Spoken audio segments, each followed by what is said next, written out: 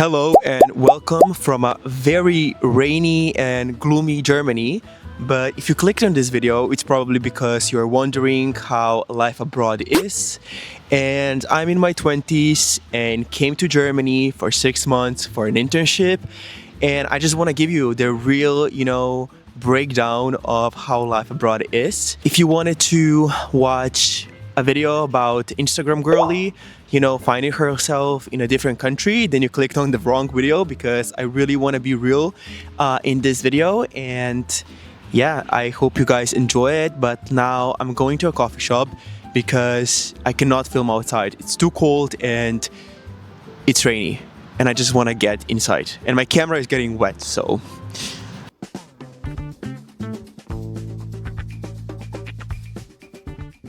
Right now I am in my favorite coffee shop and it is so awkward filming in public because I've never done it before, and it just feels like someone is always watching me because there's like people walking.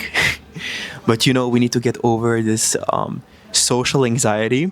And the funny thing is I have like a huge camera with a huge lens, so yeah, it's super awkward, but I need to get over it, honestly.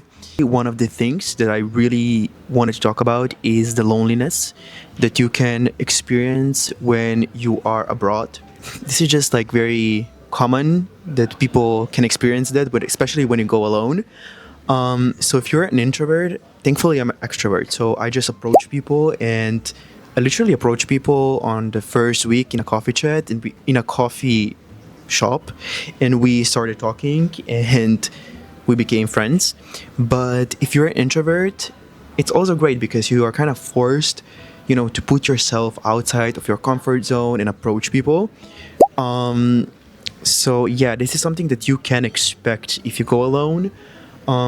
It can be harder making, I would say, real connections or more deeper relationships, especially if you go for like a limited time.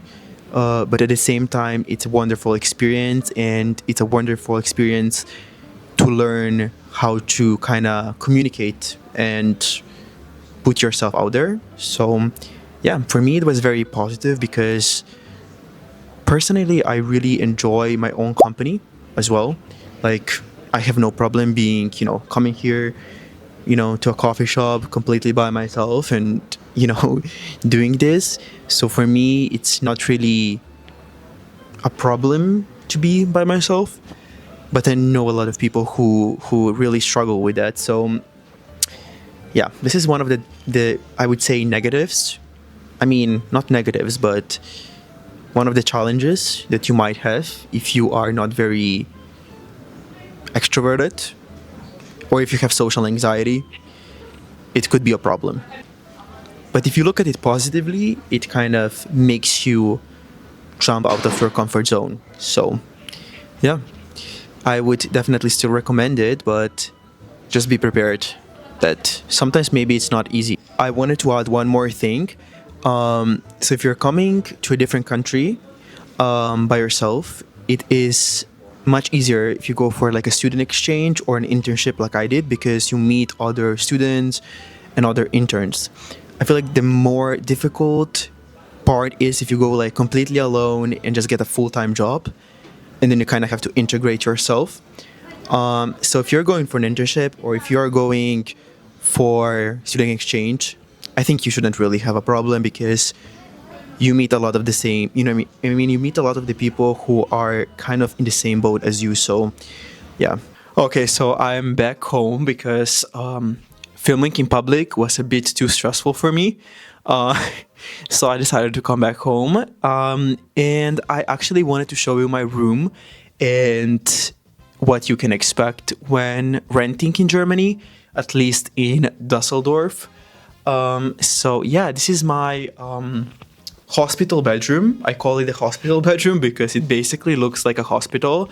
I mean, I can show you. Okay, so first of all, look at this greenish slash, I don't know, blue curtains. And they look like the hospital bedroom curtains. And same with the bed, like the sheet.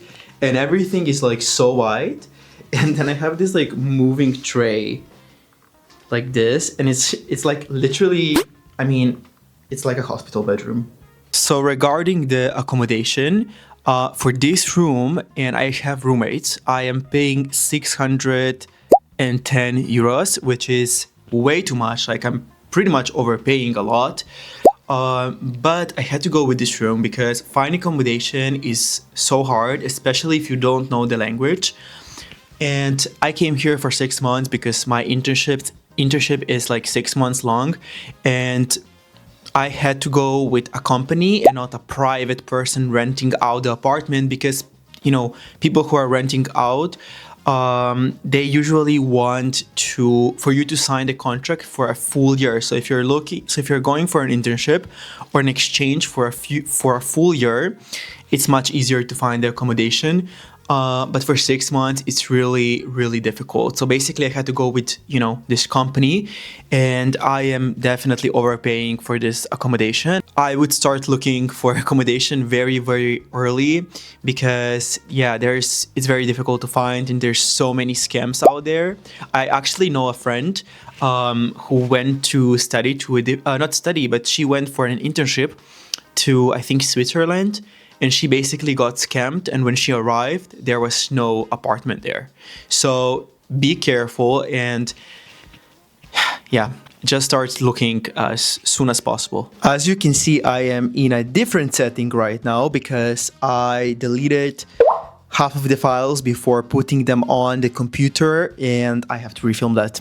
But let's get straight into it. And I would say one of the most important things before going, abroad is to definitely define your goals. I mean, it's very important because a lot of people don't define them, and then are disappointed with their experiences abroad. For me, the goals were very, very clear. I mean, I knew that I'm going to Germany to get, professional experience. This was my main goal. I really wanted to work in the international, HQ environment where the decision making is really happening, and to kind of have this on my CV and under, my belt. The other goal was to just working with people from all over the world. I mean, I worked with people from China, North America, Germany, of course, Vietnam, Thailand, Spain, Portugal. I mean, you just name it, like every part of the world. So this is very interesting for me, and I really want to work in the international environment now because I feel like it's been so much fun, and you can just exchange ideas and experiences with different people. I also had obviously personal goals when moving abroad. One of them is I really wanted to become more independent, and I feel like I definitely achieved that. And also to kind of gain this confidence, and I feel like gain a lot of confidence while being abroad. So my goals were kind of a mix of professional and personal, but I would definitely say the main goal was really to develop professionally in a different country. So yeah, definitely write these goals down before attempting to go into a different country to work or study or really whatever. So I just moved to the bed because this YouTube thing is so exhausting. I mean, how do these people do that, And I'm just kidding. Yes, the next thing I wanted to talk about is the weather. So if you're used to having no sunny days in the winter time, then you're gonna have no problems. But my Portuguese and Spanish friends were not very impressed with the weather because you basically don't see the sun. I mean, I was in the northern part of Germany. I'm not sure how it is in the southern part of Germany. But in the northern part, there were no sunny days. And when we had like 1 or 2 hours of sun per day, I was usually, working, at work. So that it can definitely be a negative if you are not used to that. But then I think that in spring, it's much, much better. But just be, you should know that in the winter time, you are going to have a lot of rainy, snowy, gloomy days in Germany, especially the northern part. The last thing that I think is actually very important is the life of young people in Germany. I mean, I can only compare it to Slovenia because I've only lived in Slovenia. So it's more like a Balkan country, I would say. But other people have also confirmed it from Italy, Spain, Portugal, at least. And I can really say that compared to Slovenia, the life for young people is much better in Germany. Because in Germany, if you have a degree, at least a bachelor or even master's, and if you get a junior position at a really good company, you can easily get around 3,000 net per month. So that is more than enough. I mean, in Düsseldorf, you pay around 1,000 for the apartment, and you are still left with 2,000 euro to do whatever you really want to do. I mean, you spend it for food, like for travel, and you can actually save up money and invest the money, because in Slovenia a lot of young people are struggling because when you go to work in the capital, you basically pay half of your salary for rent, or even more than half of your salary for rent, and the rest is basically for food and maybe, I don't know, like you cannot really save up any money here.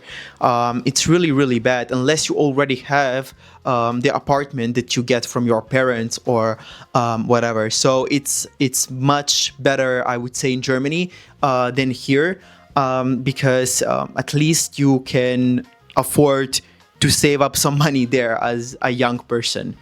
I would say I also really liked living in Dusseldorf because I would say it's very international in general. So I made friends with people from all over the world. So if you're considering going to Germany, I would approve it. For me, I had a really, really great experience, and I wouldn't change anything. I'm so glad I did it. Probably the best decision I made so far, for myself, professionally and personally. So yeah, thank you so much for watching this video. For the next one, I actually interviewed some other Henkel interns at the company. And yeah, stay tuned and have a great day. Tschüss.